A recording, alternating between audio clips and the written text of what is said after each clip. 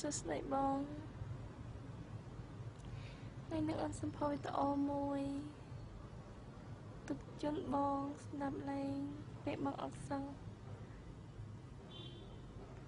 អូនចង់ប្រាប់បងថាអូនអត់ស្រឡាញ់បងទេសំបីតែបន្តិច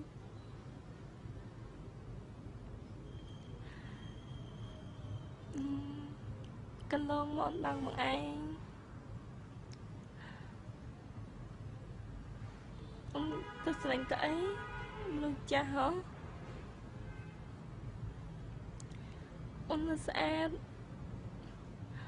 ដល់ពេលចឹងអូនធ្វើការស្អាតដូចគ្នា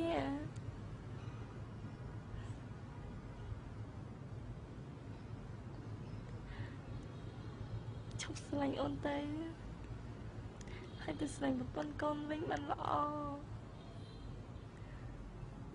ហើយត្រូវចាំទុកថាកុំស្រឡាញ់ស្រីក្មេងៗទៀត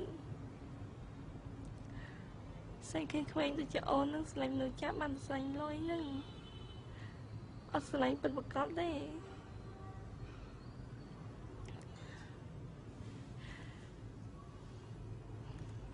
ប្រពន្ធបងកូនបងបានស្រឡាញ់បងពិតប្រាកដ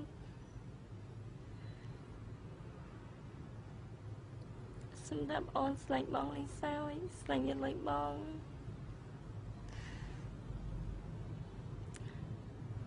អូនស្អាតណាស់អូនមិនស្រឡាញ់លើចាស់ទេ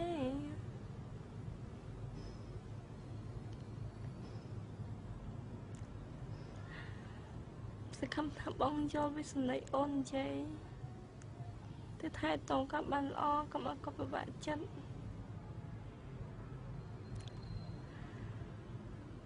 ហើយបំភ្លេចអូនចោលទៅ